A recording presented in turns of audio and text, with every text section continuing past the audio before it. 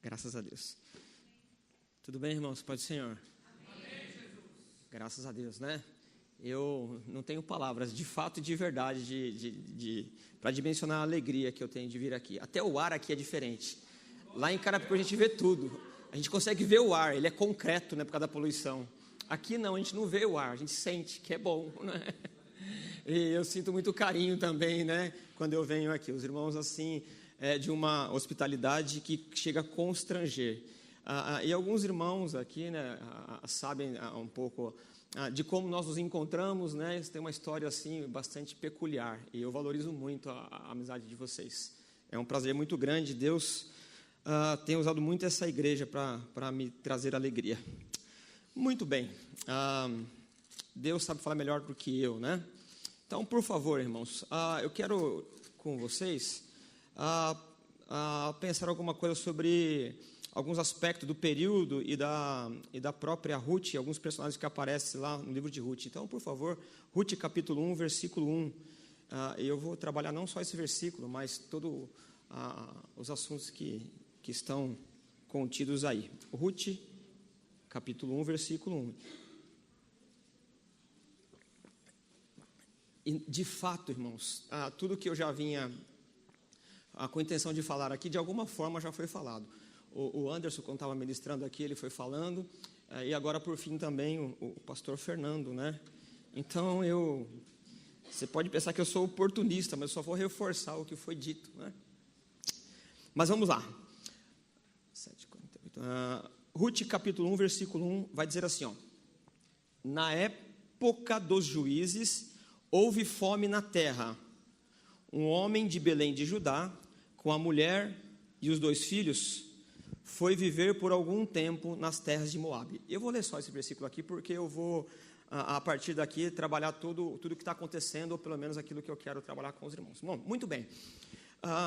Não é que não há, mas há mais proveito quando a gente lê um texto, e o texto ele dá alguma informação histórica. Quando você dá uma mergulhada, você tenta vasculhar ou vasculha a informação histórica, você tem condições de entender o que o autor quer dizer. Porque nós podemos pegar o livro de Ruth e fazer um monte levantar um monte de questão, mas perder o foco, né, do momento que se está vivendo. Então, quando você perde a questão histórica, a questão do sentimento, de onde os personagens estão mergulhados, a gente perde muito daquilo que Deus quer nos falar. Então, o texto começa assim, ó. Na época dos juízes houve fome. Então, qual é a primeira tarefa que nós temos que intentar aqui? Saber o que está acontecendo no período dos juízes. Senão nós perdemos muito da questão teológica, histórica, do que Deus tem para nos dizer no livro de Ruth. Bom, então vamos lá. No período dos juízes. Então, quando a gente fala de juízes, automaticamente vem à nossa mente o livro de juízes. Não é verdade? Você conhece o livro de juízes. No livro de juízes nós temos 12 juízes. Ele começa lá, o primeiro, é provável que você não saiba quem é, talvez você tenha esquecido. O primeiro juiz no livro de juízes é o Otoniel. E o que se fala de Otoniel? 2 ou 3 linhas, quase nada. Aí vem um outro juiz, vem a Débora, vem outro juiz, aí vai evoluindo a história. E cada vez que você vai lendo o livro de juízes, a proporção da história vai aumentando. Você conhece, por exemplo, a história do Jefité, conhece a história do Sansão, conhece a história do Gideão, por exemplo. Por quê? Porque são histórias que, à medida que o livro vai narrando, ele vai mostrando que alguma coisa importante vai acontecendo ali. Agora, o livro de Juízes, ele não retrata todo o período de Juízes. O livro de Juízes, ele é uma fotografia do momento do período de Juízes. Aonde começa o período? O período de Juízes, desse governo de juizado, ele começa em Êxodo 17, 18, quando o Moisés está com dificuldade de fazer julgamento, o sogro dele diz assim: ô Moisés, está fazendo besteira, cara, tem um monte de gente aí, você vai cansar você mesmo e o povo, então levanta juízes para julgar as causas. Então ali começa o que? O período de juízes. Então o livro de juízes, ele é um retrato, uma fotografia, ele congela para mostrar como é que está o período de juízes.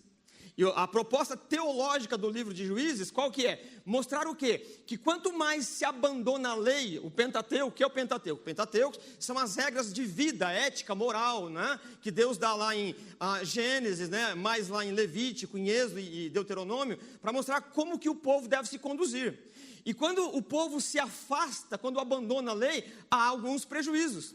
Então, o livro de Juízes, ele faz uma fotografia, ele congela e diz assim, ó, no tempo de Juízes está acontecendo isso. E aí, retomando a ideia toda, o período de Juízes começa lá no deserto com o Jetro, né? A gente conhece aquilo como método getroniano. E onde acaba o período de Juízes? O período de Juízes acaba com a unção de Saul. Porque quando você entra no livro de 1 Samuel, ainda tem lá quem? O Eli, que ainda é um juiz. E aí, por que eu estou dizendo isso? Quando você lê o texto do livro de Juízes, você tem o Otoniel, você tem a Débora, você tem alguns juízes lá, e quando chega, por exemplo, e aí eu vou citar pelo menos 2 juízes aqui, para você entender o que é o livro de Juízes, você tem o Gideão. O Gideão, ele não é um herói, ele é um anti-herói. Por que ele é um anti-herói? Porque gradativamente o texto vai nos mostrando que quando o juiz ele vai abandonando a lei, as coisas vão ficando cada vez piores. A desgraça. Por exemplo, quando você pega o texto de Deuteronômio, por exemplo, 28, o texto diz assim, ó, quando vocês não cuidarem do órfão, quando vocês não cuidarem da viúva, quando vocês enganarem no peso, na medida, quando isso, quando aquilo, não vai nem chover. Então o que acontece? Quando Elias lá na frente, ele diz que não vai chover, ele não é uma coisa que dá na cabeça dele, é uma coisa que ele detecta, por quê? Porque ele tem o quê? A lei na mão, ele percebe que as pessoas são desonestas, aí você lê o capítulo 28, está escrito assim, ó, quando vocês forem desonestos, eu vou cerrar o céu, não vai chover, não vai nascer também o milho, o cereal, por quê? Porque há desonestidade. Então, quando há um período de seca, um período de injustiça social, é um juízo de Deus, porque o povo abandonou a lei.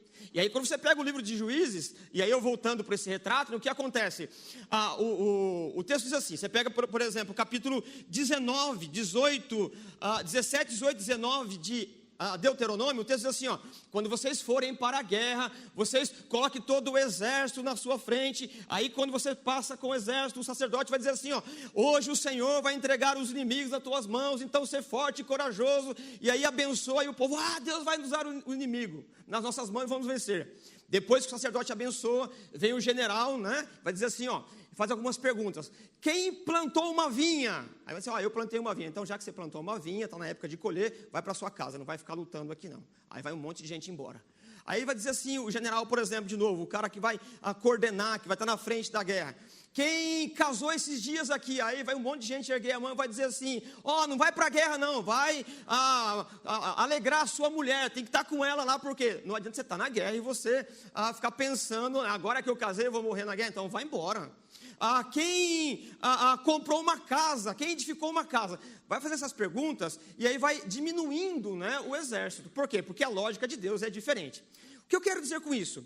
E focando no Gideão. Quando Gideão ele faz as perguntas e diminui o exército de 33 mil para 300, não é uma coisa que deu na cabeça dele, é uma coisa que a lei prevê. E aí quando ele vê que diminuiu muito o que ele faz prova de Deus. E aí que você vê o quê? Ele não confiando em Deus, porque você pega o texto de Deuteronômio, capítulo 6, versículo 16, o texto diz assim, ó, não faça prova de Deus. E olha que aqui nós temos um problema, porque é muito provável que você tenha feito prova de Deus. Você só faz prova de Deus quem não conhece Deus, porque seria um absurdo fazer prova daquele que você conhece. Então quem faz prova de Deus, está dizendo, já que eu não te conheço, eu te provo para saber se você é quem é mesmo, quem está dizendo que é. Você percebe? Então, fazer prova de Deus é um indício que há alguém que não conhece o Deus bíblico. Se você duvida do que eu estou te falando, né, você está fazendo prova de mim. De mim você pode fazer prova, não pode fazer de Deus. É só você abrir o texto, Deuteronômio 6, versículo 16, está escrito lá, não faça prova do Senhor. Bom, e aí então quando o Gideão, ele reúne o exército de 33 mil, ele vai diminuindo, ele não confia que Deus pode dar a vitória sobre os midianitas com 300 homens. O que ele faz? Prova de Deus. E aí então, quando o texto evolui, vai perceber o quê? Que ele é um anti-herói. Por que o anti-herói? Porque depois que ele vence a batalha, por misericórdia de Deus, né, ele cobra do povo lá, né, um valor, ele fica rico e ainda leva o povo à idolatria. Então, o Gideão não é um herói, ele é um anti-herói. E tem muita gente fazendo o quê? Campanha de Gideão. Ou seja, é como se dissesse assim, ó, siga aquele que é desviado. É mais ou menos isso. Por quê? E mais ou menos, né? Mais ou menos não, com toda certeza, os profetas e Jesus vai replicar dizendo assim, ó, o meu povo perece porque lhe falta conhecimento. E a gente vai atrás de quem faz campanha de Gideão, por exemplo. Por quê? Gideão é um antimodelo. E aí no livro de Juízes o que acontece? No livro de Juízes você tem o Sansão. O Sansão então é o camarada que desviou de fato e de verdade e abandonou a lei. O Gideão, os pais dele dizem assim, ô Gideão, não casa com as mulheres midianitas. Ele vai e casa e afronta os pais, dizendo assim, ó, casei com mais uma. Ele faz coisas assim absurdas, que a lei, ela prevê que não era para fazer aquilo. Ele come o mel que está na boca do leão, lá morto. Você pega o texto de Deuteronômio, ele tem as leis dietéticas, ele é um nazireu ainda. Ou seja, ele zomba de Deus, do mandamento de Deus. Mostrando o quê? Que todos aqueles personagens do livro de Juízes, vai mostrando o quê? Quanto mais se afasta da lei, mais desgraça existe. Então, quando chega, por exemplo, no capítulo 17, o Sansão é um desviado. Ele morre cego porque abandonou a lei que estava prevista no Pentateuco. Então, você tem o quê? O Pentateuco, né? Principalmente, vamos tomar aqui o livro de Deuteronômio, que ele é o quê? Ele é a chave para você interpretar vários outros textos bíblicos. Quando você termina de ler os 12 juízes, o que acontece? Quando entra no capítulo 21, 17, 18, 19, 21 de juízes, você tem um texto lá, que a mãe diz assim, ó, maldito seja aquele que me roubou. Aí o filho dela vai dizer assim, ô mãe, sabe o que é? O ladrão sou eu. Ela fala, não meu filho, você não, que Deus te abençoe. Mostrando o quê? Depois que todos os juízes abandonaram a lei, a sociedade, as pessoas também não deram mais valor à lei. Por quê? Está escrito lá, que quando um filho rouba a mãe, ele deveria ser apedrejado em praça pública. Mas o que ela faz? Você tem lá um filho que rouba a mãe, que já de começo, né, de saída, já tem o quê? A sociedade já despreza o primeiro mandamento com promessa, honra teu pai e tua mãe. E aí o que ela fala? Não, meu filho, você não. Você seja abençoado por Deus.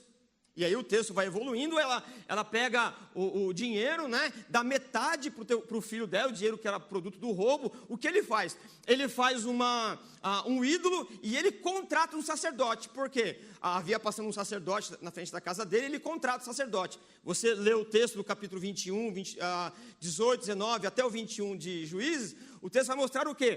Que porque ele paga o sacerdote, paga o pastor está sobre a tutela, o poder dele faz o que ele quer. Por quê? Porque em Israel não há lei, cada um faz o que quer, e as desgraças são cada vez piores. Bom, você continua lendo o texto de Juízes, que não é só um retrato do que está acontecendo. O texto vai nos dizer que uma outra tribo sabe que lá na casa desse rapaz, né, que contratou o sacerdote, tem um pastor que cuida dele. O que os irmãos fazem? Eles vão lá, arrebenta a porta e sequestra o pastor para abençoar a outra tribo. Não muito contente, há um conflito. Nesse tempo de Juízes, não há uma nação que está roubando a Israel. Há o quê? Uma guerra civil, é tribo contra tribo, irmão contra irmão. E aí há uma revolta muito grande. Como é que o texto de Juízes vai acabar?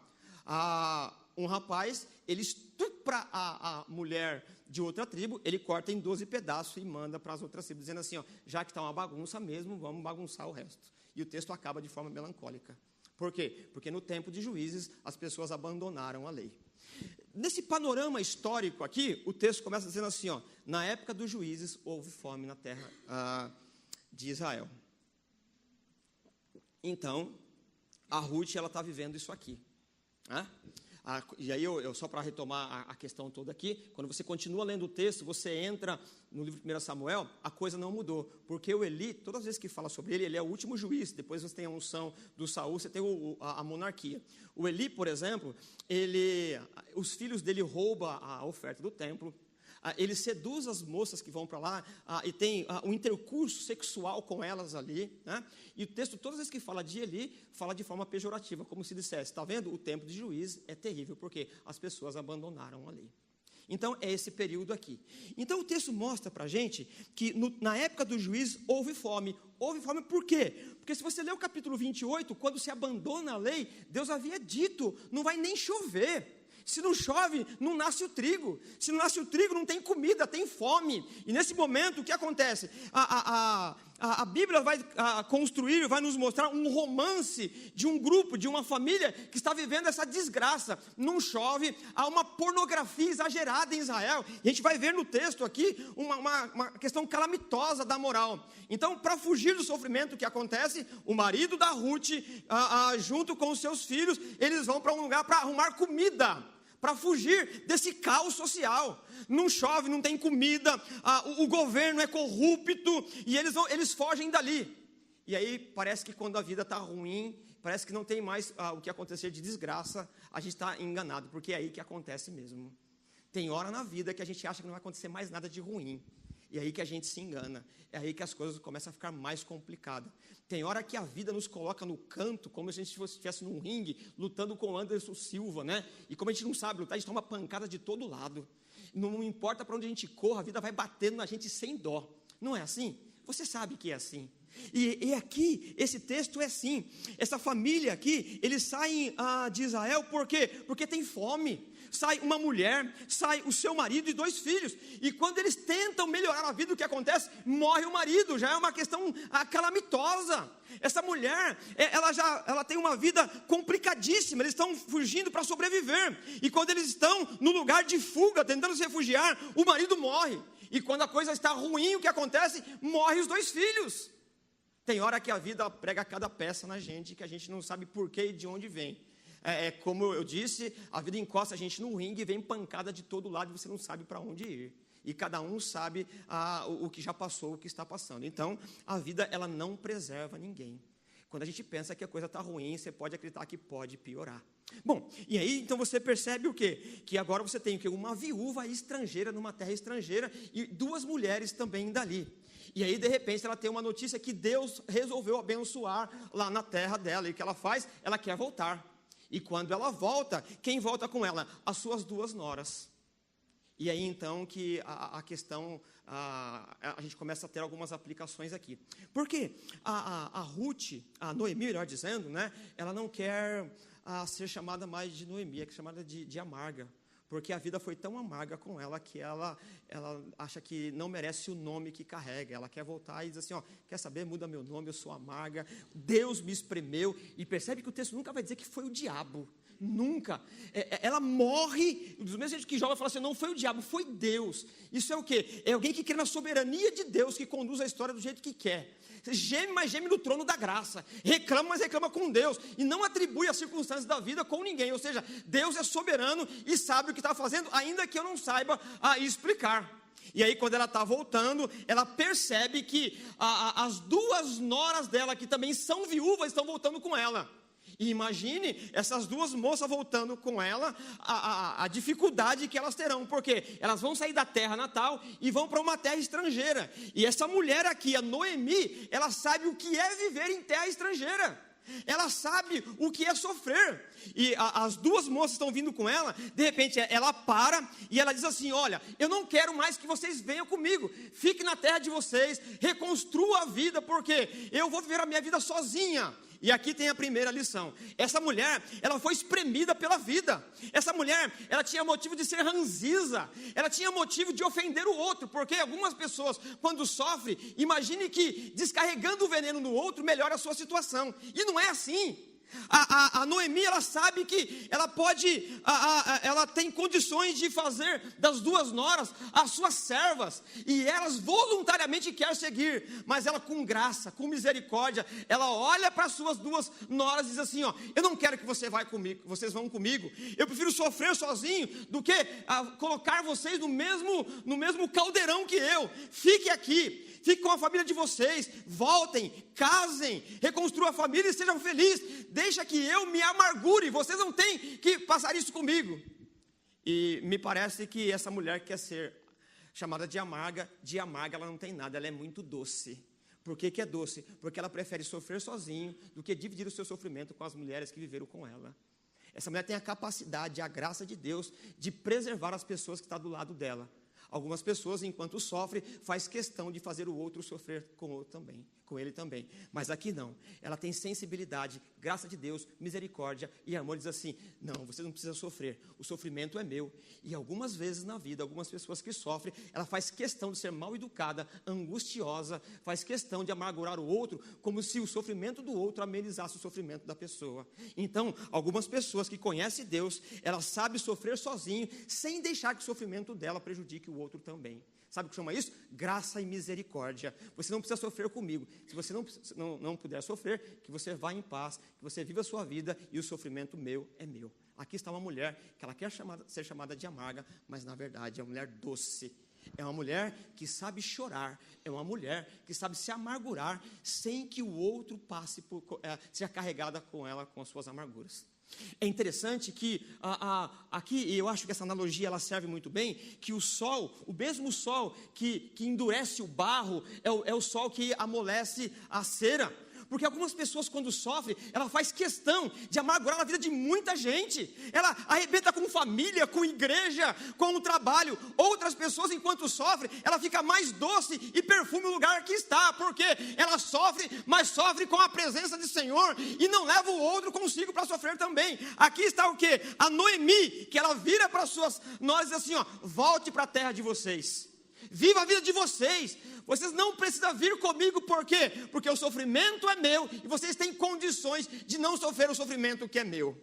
Bom, e aí então o texto vai mostrar que essas mulheres que agora são viúvas, o que vai acontecer com elas? Elas choram. E você percebe que aqui é uma ruptura muito grande. Essas mulheres viveram e conviveram em situações complicadíssimas. Imagine, chegando uma família num dado momento, essa família aumenta, parece que as coisas vão ficar boas, de repente o patriarca morre. Já é uma angústia terrível numa sociedade como essa. E daqui a pouco os outros 2 meninos morrem também. O texto não diz se foi um acidente, se foi uma briga, não diz simplesmente que eles morreram. Imagine a amargura de 3 mulheres vivendo sem a companhia masculina no mundo patriarcal como esse. Então eles construíram um laço, um elo de amizade que foi bem significativo. E a recompensa que a Noemi ela entrega para essas mulheres, dizendo assim, vocês vão em paz, constrói a vida de vocês. E quando ela faz essa proposta, o texto vai nos dizer no versículo 9 do capítulo 1, que as duas começaram a chorar alto. E nós, com juízo de valor, quando a gente vai pregar sobre isso, a gente diz o quê? Uma voltou e a outra foi infiel. A gente não está no sapato dela para dizer se ela foi ou não foi. As duas choraram amargamente.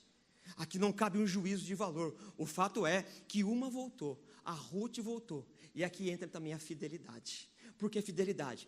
Porque fidelidade, e aí eu vou usar a palavra fidelidade e fé como sinônimo aqui. A gente acha que fé e fidelidade é a capacidade de fazer alguma coisa para colher alguma coisa no futuro. É mais ou menos assim.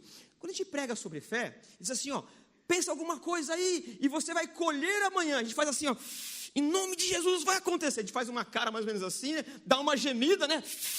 Eu tenho fé, vai acontecer, em nome de Jesus é fé. Não, isso não é fé, isso é pensamento positivo, que aliás não tem nada a ver com o evangelho. Fé não é a capacidade de olhar para o futuro, dizer alguma coisa como se ela fosse materializar. Não, isso não é fé. Isso, aliás, não tem nada a ver com fé bíblica. Aqui nós temos fidelidade. O que é fidelidade? Fidelidade é a capacidade de olhar a história, de ver, analisar a vida que se viveu com alguém, pegar aquilo que sofreu com alguém e comemorar aquilo fazendo o quê? Levando para frente, dizendo assim, não importa o que vai acontecer amanhã, o que eu vivi com você vale a pena de continuar, embora eu sofra. Isso nós chamamos que é de fidelidade. Fidelidade não é a capacidade de fazer alguma coisa acontecer amanhã. Fidelidade é a capacidade de estar com alguém que construiu uma história com a gente. E ela diz assim, não importa o que aconteça, o seu Deus agora é o meu Deus, a sua gente é minha gente, e outro seja, que Deus me castigue se o seu Deus não for o meu Deus. E aqui tem uma lição de fé e de fidelidade. Porque, como eu disse, a gente tem no senso comum o costume de achar que fé é a capacidade de materializar alguma coisa no futuro. Não é isso. A fé, a fidelidade, é a capacidade de fazer uma leitura do teu passado, de relembrar o sorriso que você deu com alguém, o pão que você dividiu com alguém, e na hora do sofrimento dizer assim, ó, eu não sei o que vai acontecer com você amanhã, mas eu estou junto. Por quê? Porque mesmo que a gente sofra, cada pancada que a vida me der, eu me alegro, não porque você pode me dar alguma coisa, mas em celebração da vida que eu já tive. Então, essa ideia de fé é alguma coisa que você vai construir no futuro, isso não é bíblico. E eu vou colocar outros textos bíblicos aqui. Porque fé é a capacidade de se manter firme em companhia de alguém, em celebração do passado que se viveu. Menos do que isso não é fidelidade. Menos do que isso é uma animalidade. A gente vai pelo instinto da vida, onde a vida nos levar, e é aquilo que a gente vai colher de benefício. Aí a gente faz do outro um objeto para conquistar as coisas. Então, o que a Ruth está dizendo para Noemi aqui, ó? Eu não vou embora, porque eu sei que quando você voltar para a sua terra, pode ser que a gente passe fome. E, aliás, a gente vai ver esse contexto aqui um pouco mais adiante. Eu sei que eu possa nem me casar, mas eu não estou interessado no que vai acontecer comigo amanhã. Eu vou para onde você for, não porque você pode me dar alguma coisa, mas para celebrar a vida que eu já tive com você. A fidelidade é a capacidade de estar perto de alguém, não porque ela pode te dar alguma coisa, mas é a celebração daquilo que você já viveu com ela.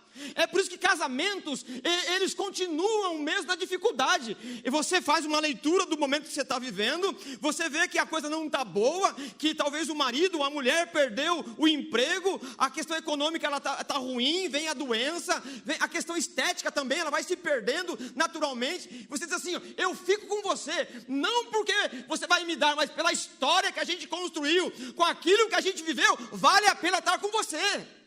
Então você percebe o quê? Que algumas pessoas fazem negociatas com Deus, dizendo assim, ó, eu continuo com o Senhor, Deus. Se você fizer isso, é como se dissesse, o que você fez por mim não vale mais. A capacidade da fidelidade é olhar para trás, fazer uma leitura da história da tua vida e ver o que Deus fez por você, pegar a história do passado, jogar para o futuro sem saber o que vai acontecer, e dizer assim, ó, não importa o que o Senhor faça comigo, Senhor, pela história que o Senhor tem comigo, vale a pena estar com o Senhor, porque é a celebração da amizade que se tem. Então essa mulher, ela tem fidelidade. Fé não é a capacidade de olhar para frente e falar assim, vai acontecer. Não, fidelidade é se lançar na incerteza do amanhã, dizendo assim, ó, eu vou pular nesse buraco escuro, eu vou pular na incerteza do amanhã, e cada bofetada que a vida me der, é uma celebração da vida que eu vivi com você. Você percebe? Fé é isso. E aí, por exemplo, alguns textos bíblicos, né? Só para a gente resumir a questão aqui. Quando, lá em Atos dos Apóstolos, aqueles discípulos apanham do governo judaico, né? Que a primeira perseguição é judaica, eles se alegram por ter apanhado em nome de Jesus. Então, isso é fidelidade. Fidelidade não é aquilo que Jesus ia fazer por eles, mas eles apanharam em nome da história que construiu. Você pega o texto de Hebreus, por exemplo, você não tem nenhum verbo no futuro, mas no passado. Eles morreram, eles fizeram isso, aquilo, outro. Por quê? Porque sem fé é impossível agradar a Deus. Fé não é a materialização do futuro, é a capacidade de celebrar o passado. Porque Deus fez alguma coisa comigo, eu celebro a vida com Ele hoje. O que Ele vai fazer amanhã? Não sei, porque a minha vida não se pauta com Ele, na intimidade, no que Ele fará amanhã, mas no que Ele já fez ontem por mim. Então, a vida que eu vivo hoje, eu vivo por fé. O que é fé? Capacidade de permanecer, ainda que a vida me agrida, porque cada agressão que ela me impõe, é como se eu dissesse, olhe para mim, eu sofro, mas não saio daqui. Por que não saio? Porque eu celebro a vida com o amigo que a vida me fez. Isso é fé. Fé é a resistência. E eu lembro disso mais ou menos assim, quando eu era moleque na minha casa, meu pai deu um João Bobo. Sabe o que é João Bobo? Um boneco que se assopra assim, né? Ele tem uma areia embaixo, e quanto mais você bate nele, né, ele volta, não é? E era muito legal, porque eu vinha correndo e dava, às vezes até passava batida assim. Por quê? Porque ele não resiste, né? Mas aí quando eu olhava, ele estava de volta. Fé é isso. Quando as pessoas pensam que você vai desistir, você fala assim, eu estou aqui, ó. Por quê? Celebrando a vida que ele já construiu com alguém. Quanto mais você chora, mais testemunho de fé você tem. É na falta que você diz assim, ó, eu sei que meu Redentor vive e por fim Ele triunfará. Não é o que Ele vai fazer, mas eu estou aqui sofrendo com a vida que eu tive com Ele. Né? Então você percebe que a gente tem uma ideia de fé. E essa Ruth aqui, ela é um testemunho disso aqui. Ela não está andando com a sogra agora por aquilo que a sogra pode lhe dar. É uma incerteza de vida. É o tempo de juízo, é uma desgraça só. Mas ela está dizendo assim, ó, ainda que você morra, eu vou com você. E fé, fidelidade, não é aquilo que ela vai fazer, mas a história que eles já conviveram. Eles passaram por luto do sogro, pelo luto dos meninos, passaram fome, ela está voltando assim, eu não te largo, porque cada vez que eu choro pelo sofrimento que a vida me imporá, é uma celebração da nossa amizade. Por quê? Porque em todo tempo ama o irmão, e na angústia ganha-se o amigo. Ou ao contrário, né? Então você percebe que você tem uma ideia equivocada de fé, de fidelidade. Porque você vai num culto em que você acha que uma perturbação mental, uma imagem que nasce na sua cabeça, fala assim, em nome de Jesus, vai acontecer. E você sabe que muitas vezes não deu certo, não aconteceu nada, porque isso não é fé. Fé é a capacidade de continuar caminhando na certeza que o Senhor que não muda, Ele continuará cuidando de você. Fé é a capacidade de pegar a história passada, jogar para frente, continuar andando, celebrando na vida que tem com o Senhor, porque se Ele não muda, Ele continua cuidando de mim. Você percebe? A gente é muito deficitário na fé, por isso que a gente tem uma crise teológica também no Brasil, e sei lá onde mais, porque as pessoas acham que vai mover a mão de Deus com 7 voltas, não sei aonde, com isso ou com aquilo. Fé é um sossego de alma, fé é uma tranquilidade de espírito, de caminhar no vale da sombra da morte, sabendo que o Senhor é com ele, não porque ele sabe o que vai acontecer amanhã, mas porque sabe o que aconteceu no passado. Isso é fidelidade. Fidelidade é não abandonar um amigo na hora que ele não pode pagar o cachorro quente. Fidelidade é passar fome com ele, porque lá atrás ele já pagou. Dizendo assim, você não tem, eu também não tenho, vamos passar fome junto. Quando você sofre, você está dizendo assim, eu sofro em homenagem da história que a gente já construiu junto. Ou seja, eu estou aqui em nome da fidelidade. Você percebe? Então, se você acha que tem fé, continua andando, na certeza que o Senhor sabe cuidar de você. Explica, fé é uma coisa que não se explica. É mais ou menos assim, você sabe o que é, até eu perguntar. Quando eu pergunto, você não sabe mais. Não é assim? Você sabe o que é fé. Aí você tem uma certeza que ela vibra dentro de você, você está caminhando. Aí eu chego e digo assim, ó, explica a fé. Faz assim, eu não sei. Eu sabia até você perguntar. Agora que você perguntou, eu não sei mais. A questão da fé não é intelectual. A questão da fé é de existir com resistência, sabendo o quê? Eu não sei verbalizar, mas eu sinto que Ele não me abandona, porque não me abandonou até agora. Então, não é a questão intelectual, é a questão existencial da história que Ele construiu comigo. Eu continuo andando. O que vai acontecer amanhã? Não sei. O que eu vou viver amanhã? Não sei. Não sou adivinho, não sou profeta nesse aspecto. Eu não sei o que vai acontecer amanhã. Talvez eu pense alguma coisa e trabalhe para que aconteça, mas o amanhã está nas mãos de Deus, e porque eu conheço Deus que construiu a minha vida até aqui, eu vou para o amanhã, crendo que Ele não me abandona, porque até a minha fé descansa na fidelidade daquele que sabe cuidar de mim. Isso não precisa franzir o rosto, não precisa fazer declaração, precisa apenas viver com sossego de alma, caminhando com o Mestre de Nazaré. Porque Ele disse que estaria comigo em todo o tempo. Qual é a certeza que eu tenho que Ele vai estar comigo amanhã? Humanamente nenhum. Mas quando eu olho a minha vida e vejo tudo que Ele foi fazendo, vejo tudo o pão que Ele me deu, a casa que Ele me deu, o livramento que Ele me deu, Ele foi construindo uma vida comigo, as horas que Ele me consolou, que me sarou, os amigos que me deu, eu digo assim, puxa vida, essa história do meu passado, eu pego ela, apego, jogo para o futuro e continuo andando. Por quê? Porque eu sei que Ele não muda. Isso é a capacidade de viver, não adivinhando o futuro, mas sabendo que Ele não muda, Ele estará comigo em todo o tempo. Então você pega o quê? O elemento humano dessa mulher que tem capacidade da fidelidade. Ela está dizendo, minha sogra, eu não sei o que vai acontecer amanhã, mas onde você for, eu vou também. Se você morrer, eu morro. Mas eu não posso te dar nada. Não, não é o que você vai me dar, é o que você me deu. Pelo que você me deu, pela companhia que nós tivemos, vale a pena morrer com você. Percebe? Tem amigos que é assim. Tem amigos que você pode contar com ele, porque não é o que você tem, é aquilo que você já fez com ele. Menos do que isso, é igual aquele bando de cachorro, né, que anda em bando por aí.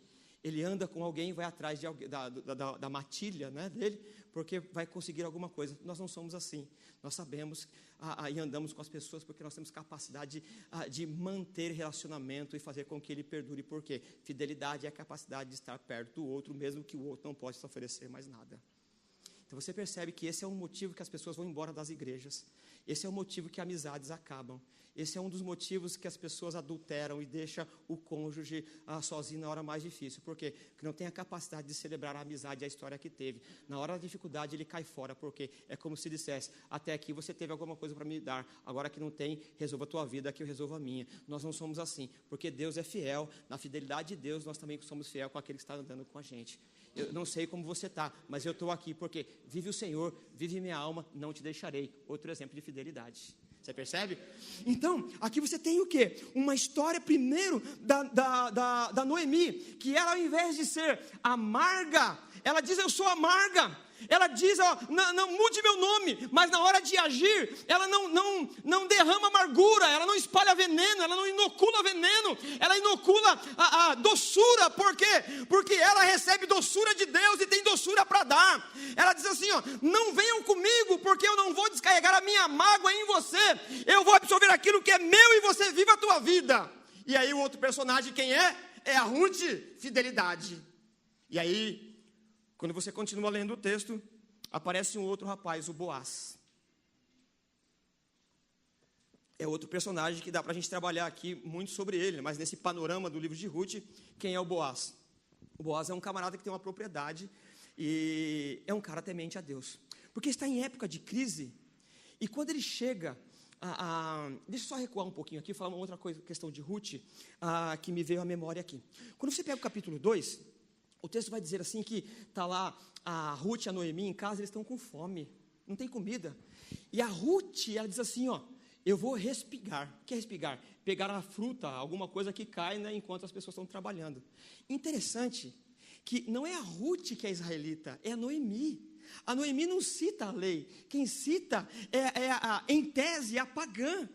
Então você percebe que a vida da Noemi, ela influenciou tanto uma mulher que não conhecia a lei, que agora a mulher faz questão de ver a lei dada no Pentateuco. Então você percebe que o melhor método evangelístico não é a distribuição de folheto, não é os grandes congressos, é a alegria que se tem com Deus, um sorriso de alegria com o Senhor, é um evangelismo, é a maneira de dizer, eu sou feliz com o meu Senhor. Essa mulher aprendeu com a vivência. Você pega o capítulo 2, o versículo 2, a Ruth vai dizer assim, olha, o texto diz assim, Ruth, entre vírgulas, a Moabita, ela diz para Noemi, eu vou respigar. Ora, quem deveria dar esse conselho não era a Ruth, era a Noemi que é da terra, ela que conhece a história, mas a vida da Noemi, ela foi tão inspiradora, que alguém conheceu o Deus de Israel por meio do contato. E aí ela vai respigar, e aí então ela encontra o Boaz. E o Boaz, né, esse momento de crise, Deus resolveu abençoar a terra, mas é um momento que não chove, é um momento de desonestidade, é um momento de precariedade econômica.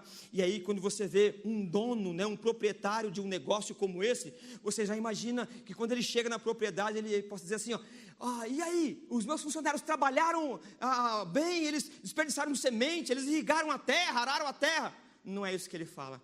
A primeira vez que o Boaz aparece na história, ele olha para aqueles que estão trabalhando e diz assim, que o Senhor abençoe todos vocês.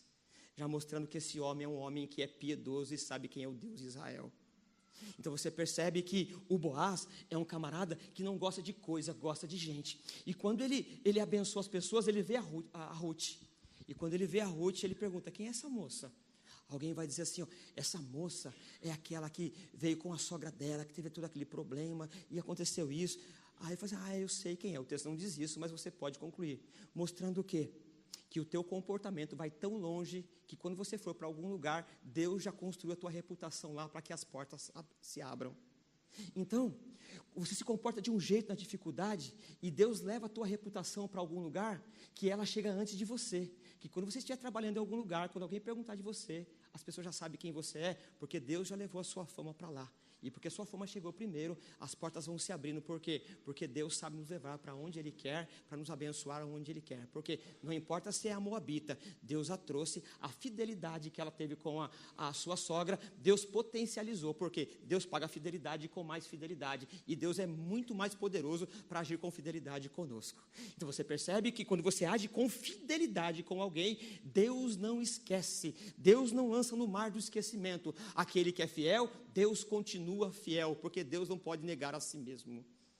Então, quando o Boaz perguntou quem é aquela mulher, as pessoas sabiam de cor o currículo da Ruth. E quando disse quem ela era, ele falou assim, não precisa nem dizer mais nada, eu sei quem ela é. E o que ele fez? Olha essa mulher, dá água para ela, dá comida para ela, cuida bem dela, que agora ela não é mais uma catadora de legumes que cai, ela é uma funcionária. E na hora do almoço, o que acontece? Ela é chamada para comer com os funcionários. E essa mulher, ela é um exemplo também de fidelidade, porque ela come, mas separa uma marmita para levar para a sua sogra. E quando ela chega na casa da sogra, ela leva o alimento e diz assim, foi tal pessoa que me deu. Né? E o texto vai dizer assim, que por acaso, no versículo 3, casualmente, ela foi colher no campo de Boaz. Esse acaso é o âmbito da humanidade, é a ótica do ser humano. Aqui não é um acaso de Deus. Deus levou essa mulher lá, no momento certo. Por quê? Porque Deus constrói a história. Não é a questão econômica, não é a seca, não é a desgraça da vida. Deus conduz a nossa vida para onde quer. Por quê? Porque Deus sabe construir a história e a leva para onde quer, para nos abençoar. Então não é casual. A casualidade é na ótica daquelas pessoas, da Ruth e da Noemi. Mas o texto vai nos mostrar que não é casual, porque ela tinha muitas hortas, muitas plantações para respigar, mas ela foi aonde? No Boaz. E aí, como eu disse no texto de Juízes, estuprar as mulheres, né, evidente, era comum em Israel. Quando você pega o texto do capítulo 2, 2 vezes no capítulo 2, o texto vai dizer assim, primeiro tem a Noemi dizendo assim, ô Ruth, agora que você está trabalhando no campo de Boaz, fica perto dos homens dele, para que os homens não te molestem. Porque molestar, estuprar as mulheres era comum em Israel, de tanto que eles abandonaram a lei. E você pega, aí está no versículo 8 do capítulo 2, a Noemi vai dizer assim, ouça bem, continue colhendo e trabalhando, mas não saia de perto dos capatazes de Boaz, porque outros homens vão te molestar. Imagine o perigo, né? Viver num contexto como esse, uma mulher respigando, e os camaradas, né? Imagine as pessoas acostumadas a trabalhar no trabalho rude, né? Vendo uma mulher indefesa, aquilo seria o quê? Um prato cheio para as pessoas de má índole. Então o texto vai dizer assim, não colha em outro lugar, fique no campo de Boaz. Por quê? Porque Deus sabe nos guardar dos mau caratismo da vida. Deus sabe colocar perto de nós pessoas que vão nos defender a honra, a moral, os bons costumes. Por quê? Porque essa mulher foi fiel, e Deus, Ele paga a fidelidade com mais fidelidade nos guardando. O mundo cai, o mundo apodrece, mas nós vamos caminhando triunfantemente. Por quê? Porque na hora da dificuldade nós nos mantemos fiel, e aquele que é fiel, Deus não abandona. Eu sei que a crise econômica ela está, como já foi dito aqui, terrível. A gente não sabe para onde o país vai, a gente não sabe o que vai acontecer. Nós temos um estado paralelo, mata-se muita gente, e é uma desgraça esse Brasil. O Brasil é um lugar, é uma lama, e nós estamos nesse meio. Mas assim como Ruth, nós cremos que o Senhor vai preparar pessoas para nos abençoar, para dar comida, para dar pão, para defender a nossa honra. Por quê? Porque aquele que se mantém fiel, Deus estende as tuas mãos e nos guarda com fidelidade também. As pessoas dizem assim, não vale a pena ser fiel, é só você que não rouba, é só você que não trai. Eu não estou nem aí com o que as pessoas dizem. O meu compromisso é com aquilo que a palavra de Deus diz. As pessoas riem de nós, as pessoas fazem chacota da gente. A crise está aí e você continua honesto. Problema de quem é desonesto. A minha vida tem que louvar a Deus, porque é a fidelidade, crendo que Deus honra a fidelidade, nos dando pessoas fiéis para andar com a gente. E aqui é uma questão de fé. Se você não acredita nisso, eu não posso fazer nada, mas eu acredito com toda a força da minha alma. Eu acredito que Deus coloca as pessoas que quer colocar no meu caminho e tira quem quer tirar. Eu acredito que Deus me defende de fossas morais de que eu nem tenho condições de perceber. E você sabe do que eu vou dizer agora, de você para com você mesmo. Quantas vezes você se programou para fazer uma coisa terrível? É como se você dissesse assim, ó, quer saber? Eu vou fazer mesmo, né? Eu vou chutar o balde, todo mundo faz. Seja lá em qual campo, financeiro, moral, seja lá o que for. Mas quando você estava pronto para fazer tal coisa, deu tudo errado. Sabe por que deu errado? Porque Deus te defendeu de você mesmo. Foi misericórdia de Deus. Deus não te deixa pecar sossegado. Por quê? Porque Deus sabe nos guardar do outro de nós mesmos. Não dá certo mesmo. Por quê? Porque os caminhos do Senhor são melhores do que o nosso. E Ele tem os Boazes da vida para preparar, para nos livrar desse momento de dificuldade. Então você percebe que a cada personagem que vai aparecendo aqui, ele tem um símbolo e valores agregados em relação a si. A Noemi, por exemplo, ela se amargura, mas não amargura a vida das pessoas. É a capacidade de chorar no colo de Deus, sabendo que a nossa má educação, a nossa amargura não vai resolver em nada. Porque algumas pessoas, porque estão sofrendo, acham que diminui o seu sofrimento, fazendo o outro sofrer também. Pelo contrário, às vezes a vida espreme algumas pessoas, e nesse espremer de vida sai azedume e azeda a vida de outros. Mas outras pessoas que são espremidas, saem coisas tão boas que perfumam a vida de outros. Os servos de Deus, quando eles vão sendo passados na moinha da vida, vai saindo um perfume que é o perfume de Cristo, e as pessoas não entendem porque sai esse perfume, é a fragrância do Senhor, e enquanto Ele nos espreme, nós vamos celebrando a vida que temos. Por quê? Porque o Senhor sabe tratar de cada um de nós. Não use seu sofrimento para amargurar o outro, mas que você possa fazer o outro sorrir o sorriso que você não está sorrindo.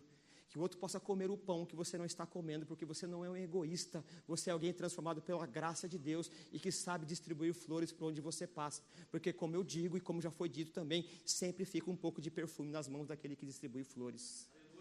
Então a vida pode estar azeda para você, não digo que ela pode estar, mas mesmo na azedura da tua vida, nós possamos nos ater como Noemi, me chame de amargo, mas a minha amargura não pode amargurar a sua vida. Você tem que viver de tal maneira que a minha vida, mesmo na dificuldade que eu tenha, seja melhor do que a minha vida. Por quê? Porque Deus sabe o que fazer, Ele constrói as histórias e Ele sabe para onde nos levar. E aí nós temos o quê? E aí eu já vou caminhando para o final aqui. Nós temos também a Ruth, eu falei sobre essa questão da fidelidade, e o Boaz, mostrando o quê? Que Deus paga a fidelidade com fidelidade, amor com mais amor e generosidade com mais generosidade. Não há nada que nós depositamos no trono da graça que Deus não potencialize e nos devolva de forma muito maior e mais graciosa. Você talvez esteja chorando de forma amargurada, porque, como foi dito aqui, gastou mais do que devia. E de quem que é a culpa? A culpa é sua mesmo, porque foi irresponsável com suas finanças. Pode ser que você rompeu um relacionamento e está sofrendo por isso. E de quem é a culpa? A culpa é sua mesma. Não é culpa de ninguém, mas agora é hora de juntar os cacos e entregar tudo que você tem nas mãos daquele que sabe construir. E quando Ele constrói com soberania e beleza que você jamais imaginou, porque toda desgraça na mão do Senhor, ela se transforma numa graça que você não consegue entender. Por quê? Porque Ele é bom em reconstruir. Você talvez agiu com infidelidade, mas até a tua infidelidade, você destruiu relacionamento, casamento, igreja, finança, mas tudo que você tem hoje, entrega na mão daquele que sabe reorganizar. Por quê? Porque hoje Ele começa a reconstruir. Por quê? No tempo de Juízo havia guerra, mas no meio da guerra a Ruth experimentou paz, no meio da crueldade, e há crueldade aqui. E aí, aonde que a gente detecta isso? Quando vai ocorrer o casamento do Boaz e da Ruth, tem um camarada que tem o direito de casar com a Ruth antes do Boaz. Ele não é injusto. Esse cara, ele se apaixona por ela, ele tem condições de cuidar dela, mas ele é fiel a Deus, porque não basta ter leis, precisa ter pessoas que queiram obedecer às leis. E aqui está o Boaz. As leis estão ali. Ele chama aquele que é de direito para casar com a Ruth e diz assim, eu quero casar com essa moça, mas você tem o direito primeiro que eu. Ele fala, deixa comigo. Quando ele vê a moça, né? O texto diz que ela é uma moça nova, ele fala, deixa comigo. Ele fala, só que é o seguinte, quando você casa com ela, a propriedade tua vai para a família dela. Ele fala, sabe o que é? Não quero mais. Por quê? Porque esse camarada, ele não gosta de gente, ele gosta de coisa. E aí o Boaz fala assim, deixa comigo, eu caso com ela. Por quê? Porque Deus paga fidelidade com fidelidade. Deus não esquece de nenhuma das atitudes que você tem. E não vale a pena vender a sua moral. Não vale a pena vender o seu caráter. Não vale. Não joga na lama, não. Na hora mais difícil da vida é a hora de mostrar que a luz do Evangelho brilha em você. Às vezes nós reclamamos que não estamos prosperando, que nós trabalhamos de sol a sol. Parece que os amigos vão embora. Parece que vai dar tudo errado. Você só tem ideia daquilo que você vê. Deus enxerga o todo. Deus sabe daquilo que estamos passando. E cada pancada que a vida nos dá é o formão de Deus nos deixando mais gente, mais sensível. No final desse texto, essa mulher, ela veio para Israel, ela se casou, e quando você continua lendo a história, ela é parente de Davi, que é parente de Jesus. É uma história maravilhosa que Deus tem para construir com aqueles que decidem ser uma tocha incandescente numa sociedade que apodrece.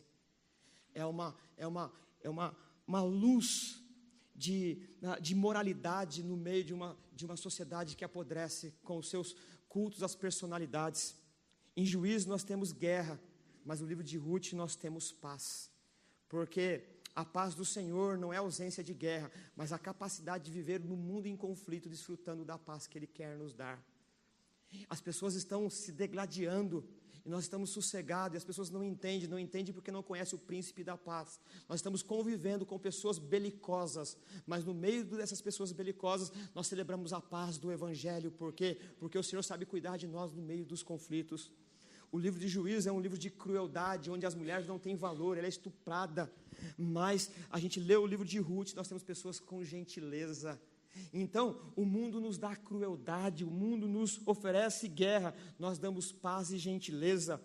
O mundo, ele oferece e cultua a idolatria, nós devolvemos com fidelidade. O mundo é depravado, nós celebramos a vida com amor genuíno. O mundo é desleal e nós celebramos a vida que temos com o Senhor com devoção. Porque eu estou no mundo, mas não sou do mundo, porque o poder do Evangelho já me transformou. Então, quanto mais as pessoas me batem, mais exala o perfume de Cristo em mim. Por quê? Porque a fidelidade do Senhor já nos transformou. E nós podemos viver num mundo em crise, um mundo de dificuldade financeira, econômica, sem emprego, um mundo depravado, um mundo de desgraça sobre desgraça, mas nós estamos vivendo debaixo da misericórdia do Senhor, caminhando no caminho do Senhor, andando com o Senhor, acariciado pelo Senhor, afagado pelo Senhor, e as pessoas querem nos ferir, mas cada ferida que nos fazem exala o perfume da eternidade daqueles que querem estar honrando o Senhor pela vida que têm.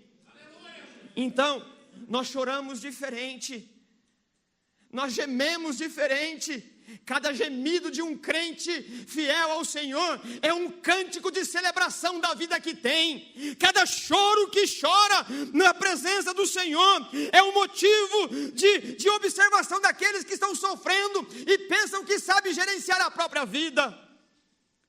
Cada um de nós, assim como a Noemi, a Ruth e o Boaz, tem dificuldades para enfrentar, mas nós vivemos o mundo com as regras, não do mundo, mas as regras que o Senhor nos apresenta. Nós não precisamos fazer prova do Senhor, nós não precisamos amargurar a vida de ninguém, nós não precisamos, entre aspas, estuprar ninguém, nós não precisamos, porque o amor que nos encheu, quando nos fura, ele vaza. Quanto mais o mundo nos fere, mais o perfume de Cristo exala. Por que que é assim? Eu não sei. Porque essa questão eu não preciso explicar, eu preciso sentir. Essa questão eu não preciso provar para você que você sabe que é assim. E várias vezes no texto bíblico vai dizendo como é bom sofrer com o Senhor. O mundo não entende porque não sabe o tamanho e a intensidade do afago do Senhor. Tanto é assim que quando a gente não está em prova, a gente tem saudade da prova que passou. Isso é loucura para aquele que perde. Mas aquele que está sofrendo, ele tem momentos de comunhão com o Senhor que não tem quando está em bonança. E muitas vezes, por mais paradoxal que seja, a gente tem saudade do tempo de dificuldade. Porque naquele tempo de dificuldade, a gente chorava no trono da graça com uma capacidade que a gente não consegue explicar. Eu não sei como é isso. E isso, talvez alguém possa ouvir e não entender e explicar isso. Mas como é bom sofrer com Jesus. Como é bom não saber como comprar o pão de amanhã com Jesus. Como é bom ser traído pelas pessoas e estar com Jesus. Você é doido. Eu sei o que eu estou dizendo. Como Deus fica perto da gente. Como é boa a presença do divino companheiro nas horas mais escuras da vida. Como é gostoso chorar com o Senhor. Quem não aprendeu isso, não aprendeu nada da vida ainda. Quem não sofreu com o Senhor ainda, não entendeu ainda o Salmo 23. O Salmo 23 vai dizer assim, que ainda que eu andasse pelo vale da sombra da morte, eu ouso dizer que é melhor andar pelo vale da sombra da morte com Jesus, do que em pastos verdejantes sem Ele. A Ruth, a Noemi, o Boaz, eles estão passando por dificuldades, mas estão carregados pela graça, pelo poder, pela misericórdia, pela bondade, pelo socorro do Senhor. Eu vou terminando aqui, talvez com uma palavra não muito animadora para aqueles que não olham a vida com as lentes da graça. Pode ser que amanhã seja o dia mais difícil da sua vida. Pode ser que um telefonema mude a história da sua vida e você vai chorar amargamente. Você está dizendo, você está profetizando, isso não é profecia, é uma leitura real da vida, é uma leitura da realidade. Eu quero pegar o meu carro e voltar para Carapicuíba para continuar a minha vida amanhã. Mas pode ser que eu seja surpreendido no caminho. O que me isenta de problema? Nada. Nada. A vida está aí. A vida não é amadora. A vida bate mesmo. Se você se esforçar o máximo que você puder, não é o suficiente para você viver isento de problema. Fica parado, não fala com ninguém, não gasta dinheiro, não ofende ninguém, não faz nada. Ainda assim você vai sofrer, por quê? Porque o mundo está debaixo da maldição do pecado. O amanhã é uma incógnita. Você pode perder o emprego que você acha que é aquilo que está te sustentando. Você pode perder o teu companheiro e tomara que não perca. Você pode receber um telefonema de um diagnóstico terrível. Por quê? Porque a vida ela é assim. Mas tem uma diferença, não importa como a vida venha, eu vou para cima dela. Por quê? Eu vou para cima dela porque há alguém que está comigo, e Ele não me abandona. Ele disse que não me deixaria. Isso me dá galhardia, valentia, e eu vivo o amanhã na incerteza do amanhã, sabendo que o Senhor está comigo. Talvez eu plante e não nasça, mas eu não dependo nem daquilo que nasça, eu dependo da providência do Senhor. Essa é uma leitura do tempo de Juízes, um tempo que nós estamos vivendo, em que a moralidade foi jogada no ralo, um mundo imoral, um mundo que cultua a traição, um mundo em que os públicos se tornaram palco de diversão, um mundo em que coloca entorpecentes no domingo à noite para você acreditar que a vida é isenta de sofrimento. Acredite, a vida não é isenta de sofrimento. Talvez você vai gemer como nunca tenha gemido, mas eu posso lhe dizer uma coisa para você. Se você for como Ruth, Boaz e Noemi, Deus paga fidelidade com fidelidade, amor com amor, generosidade com generosidade. O mundo pode apodrecer, mas você floresce para a glória do próprio Deus. Essa é a mensagem do Evangelho. Nós vamos caminhando num mundo de incertezas. Vamos caminhando num mundo que não é programado. Num mundo que está à caça de cada um de nós. Num mundo de pessoas depravadas e cruéis, idólatras e desleais. Pessoas que nos coisificam. Pessoas que nos conta como número, que não nos valoriza. Mas há um Deus que sabe nos abraçar. Há um Deus que nos valoriza, há um Deus que abre portas, há um Deus que leva a nossa fama para longe, para nos levar para lá depois. Quando você chega, alguém já fala, eu já ouvi a história dele num outro lugar, ele agiu assim, assim e assim. Não é casualidade, é Deus te conduzindo soberanamente para onde Ele quer levar você. É como se Ele costurasse a história da vida, desviando os seus pés de onde Ele não quer que você pise.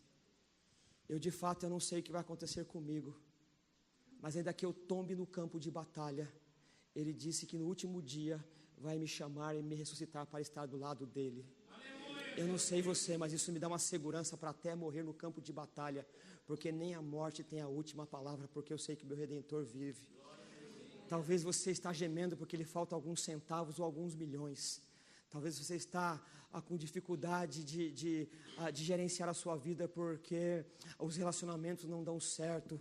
Talvez você perdeu a casa, não consegue pagar a hipoteca, talvez está vermelho no banco, talvez os amigos foram embora, talvez, cada um com o seu motivo, com a sua melancolia. Mas nada disso pode ofuscar aquele que colocou os olhos naquele que pode todas as coisas. A vida não pode nos azedar, a vida não pode nos amargurar, a vida não pode nos fazer deixar o mundo pior do que já está. Nós somos luz do mundo, nós somos sal da terra, e o mundo vai ser melhorado onde você colocar a planta do seu pé. Por quê? Porque ali há uma pessoa, um homem, uma mulher de Deus, que tem uma envergadura moral que não é dessa terra, é de algum lugar distante, é porque reverbera nele o poder do Espírito Santo de Deus, e ele não amargura, mas por onde ele passa cai de si, e quando cai de si, brota um jardim perfumado para a glória de Deus. Que o Senhor nos ajude, que o Senhor nos ajude a distribuir essa paz, essa gentileza, essa fidelidade, esse amor genuíno, essa devoção, que as pessoas olhem para nós e nos vejam com uma esperança, não porque nós somos melhores, mas porque em nós reverbera a graça do Senhor, porque o nosso semblante já foi transformado, porque as pessoas podem olhar no brilho dos nossos olhos e não saber explicar o que acontece, mas quando ele olha a luz dos nossos olhos, ele sabe que há uma esperança, ele sabe que nós temos comunhão com aquilo que eles não sabem o que é ainda. O melhor evangelismo, o melhor jeito de fazer discípulo é sofrer na vida honrando a Deus. Quando você sofre celebrando a vida com o Senhor, as pessoas vão querer a vida que você tem, porque qualquer sofrimento celebrando a vida com o Senhor se torna uma vida de exultação, se torna uma vida de alegria, porque com o Senhor nós temos condições de transcender o próprio sofrimento. Que o Senhor pegue o caco da sua vida, que o Senhor pegue as suas desgraças e nos conte na história das pessoas que foram galardoadas, que têm galhardia de enfrentar o problema com humanidade, com destreza, com habilidade. Que a minha e a tua mão seja cheia de recursos divinos e celestiais, que a minha memória, que o meu coração seja encharcado, transbordante de alegria do Senhor. Se o plano econômico falhar, Deus não falha. Se o trigo não crescer, Deus sabe trazer o pão. Se a chuva não cair, Deus sabe me refrescar. Se o companheiro ou a companheira for embora, Deus sabe quem colocar do meu lado, porque Ele não é injusto para nos pagar fidelidade com infidelidade. Que o Senhor nos ajude, que o Senhor nos ajude, que o Senhor nos ajude em nome de Jesus. Muito obrigado.